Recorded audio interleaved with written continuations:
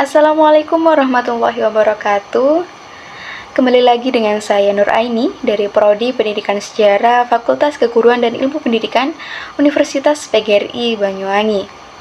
Pada kesempatan kali ini saya akan membahas mengenai isu-isu yang ada di Indonesia, yaitu isu tentang politik, dan hari ini saya akan membahas tentang tema politik dinasti yang ramai diperbincangkan di Indonesia.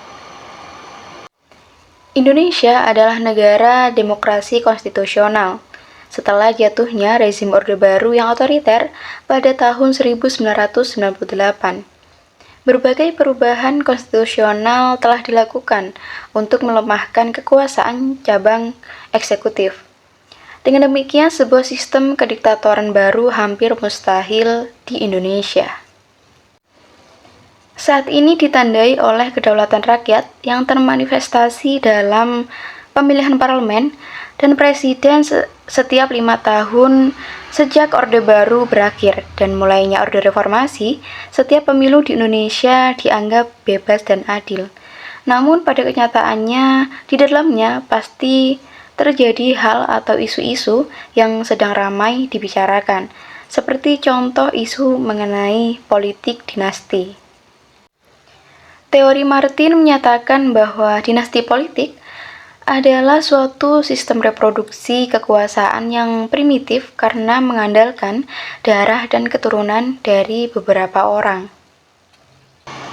Isu dinasti politik di Indonesia kembali ramai diperbincangkan, terutamanya menjelang adanya pemilu 2024. Salah satu berita menjelaskan bahwa sejumlah mahasiswa BEM dari beberapa kampus melakukan aksi demonya di kawasan Patung Kuda Monas. Aksi demo ini berkaitan dengan penolakan adanya dinasti politik yang mereka yakini sedang dibangun oleh Presiden Joko Widodo. Dengan majunya Gibran Rakabuming Raka sebagai calon wakil presiden tahun 2024 yang diketahui merupakan putra dari Presiden Joko Widodo. Mahasiswa juga menyatakan kencangnya isu tentang dinasti politik ini menjadi gangguan tersendiri terhadap jalannya demokrasi di Indonesia, seperti yang dilaporkan oleh Roni Arianto Nugroho pada 21 Oktober 2023 yang dikutip oleh media kompas.id. David Weston berpendapat bahwa politik adalah alokasi nilai-nilai otoritatif berdasarkan kewenangan dan suatu yang mengikat masyarakat tentang proses perumusan dan pelaksanaan suatu kebijakan publik pemerintahan. Sedangkan dinasti adalah suatu sistem reproduksi kekuasaan yang primitif yang hanya mengandalkan darah dan keturunan. Jadi dapat diartikan politik dinasti yaitu sebagai proses mengarahkan regenerasi kekuasaan bagi kepentingan golongan tertentu untuk mendapatkan kekuasaan di suatu negara. Budaya politik dinasti tidak bisa dibiarkan terus-menerus. Salah satu yang bisa dilakukan oleh pemerintah adalah membuat regulasi dan menguatkannya yang dapat membatasi praktik politik dinasti tersebut.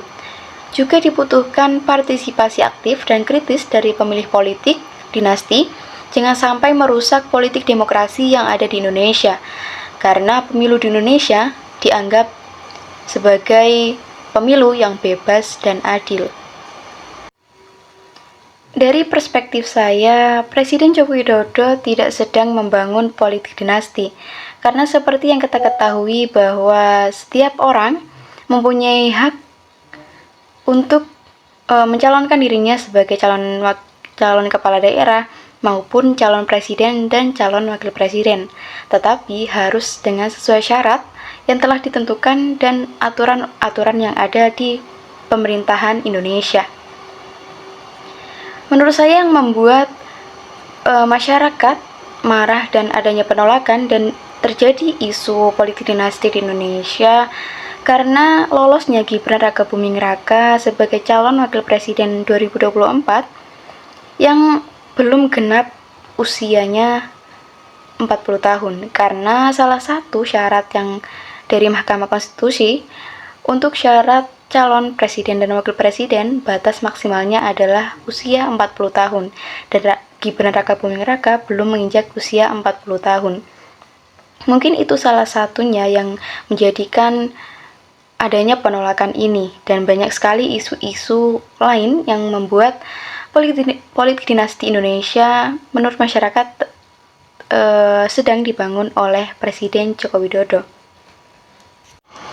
Mungkin itulah tadi pendapat saya mengenai isu tentang politik dinasti yang kembali ramai diperbincangkan di Indonesia.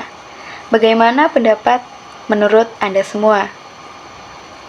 Terima kasih, mungkin itu tadi pembahasan saya pada kesempatan kali ini mengenai tema politik dinasti di Indonesia. Kurang lebihnya mohon maaf. Terima kasih atas perhatiannya. Salam sejahtera bagi kita semua. Wassalamualaikum warahmatullahi wabarakatuh.